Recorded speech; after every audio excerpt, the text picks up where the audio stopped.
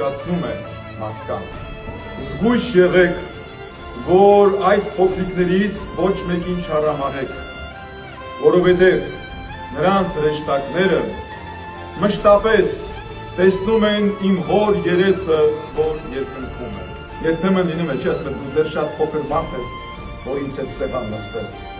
Դու դեռ շատ փոքր մարդ ես, որ իմ կողքին կանգնես։ Դու դեռ շատ փոքր մարդ ես, որ ինձ հետ ճամփա գնաս։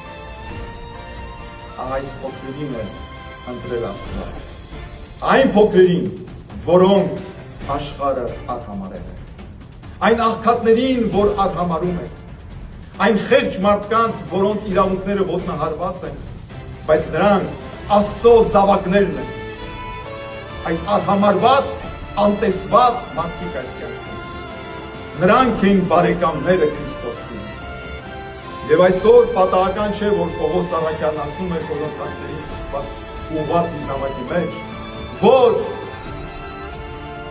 այս աշխարհի հիմարներին ընտրեց Աստված, որպեսզի ամաչեցնի այս աշխարհի իմաստուններին։